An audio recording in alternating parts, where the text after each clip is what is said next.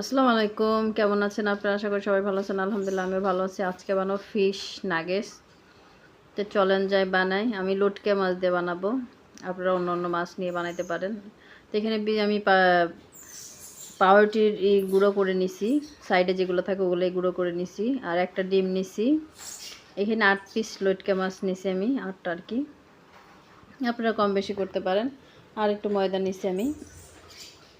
তো এখানে আমি গোলমরিচের গুঁড়া, কালো গোলমরিচের গুঁড়া 1 চামচ দিয়ে দিছি, হাফ চামচ আদা বাটা, হাফ চামচ রসুন বাটা।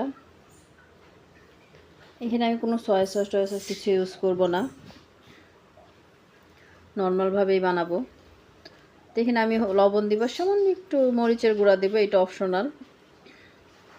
কেউ যদি ঝাল খেতে চান তাহলে দিতে পারেন।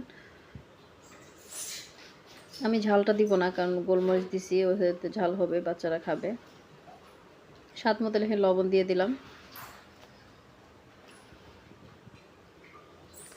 আমি 1 টুকরা লেবুর রস দিয়ে দিচ্ছি, আমি পুরোটাই চিপে দিয়ে দিব আর কি।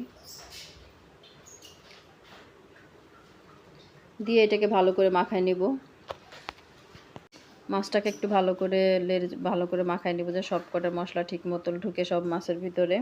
তো আমার মাখানো হয়ে গেছে, আমি 5 মিনিট ঢেকে রেখে দিয়েছিলাম। প্রথমে আমি ময়দার ভিতর ফ্লোর উল্টে পাল্টি করে আর কি ময়দা লাগাই নিব। ময়দা লাগানোর পর আমি ডিম লাগাবো, ভালো করে 2 পাশে মিক্স করে ডিমটা লাগাই নিব। তারপর যে পাউরুটির যে গুঁড়াটা রাখছি সেটা দিয়ে আমি এটাকে মিক্স করে নিচ্ছি। আপনারা বিস্কিটের গুঁড়া নিতে পারেন, নাগেটস নিতে পারেন। আমার কাছে ছিল না, তো আমি পাউরুটির গুঁড়াটা দেখেছি শর্টকাট যেটা আর কি। এরকম করে আমি সবগুলো মিক্স করে মাখাই নিব আর কি, পাউরুটি গুঁড়া দিয়ে। এখানে আমি তেল দিছি, তেলটা অলরেডি গরম হয়ে গেছে।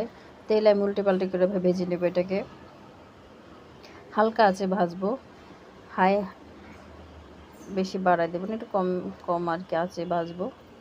আমার এটা ভাজা হয়ে গেছে, আমি উল্টে পাল্টে করে দিছি। এটাকে এখন উঠাই ফেলবো। ভিতরে কিন্তু মাছ সিদ্ধ হয়ে গেছে, কারণ লটকে মাছ সিদ্ধ হইতে সময় লাগে না। আমার এটা হয়ে গেছে, আমি এখানে একটা পরিবেশন করে নিচ্ছি। তো এখানে আমি সবকটা ভেজে পরিবেশন করছি, একটু সস দিয়ে দেখতেও সুন্দর লাগবে, খেতেও ভালো লাগবে। তা আমি আপনাদেরকে দেখাচ্ছি, একটু ছিঁড়ে দেখাচ্ছি কেমন হয়েছে। ভিতরে কিন্তু মাছ একদম গলে গেছে, বাচ্চাদের জন্য খুবই উপকার একটা খাবার, কারণ সাগরের মাছ বাচ্চাদের জন্য দরকার। খেতে না চাইলে এভাবে খাইতে পারেন। আমার তো খুব ভালো লাগছে, আমার বাচ্চা তো অনেক পছন্দ করছে, আমি বানাইছি। আমার ভিডিওটা যদি আপনাদের ভালো লাগে প্লিজ লাইক শেয়ার করে দেবেন, সাবস্ক্রাইব করে দেবেন। আশা করি আমার সাথে থাকবেন। আল্লাহ হাফেজ।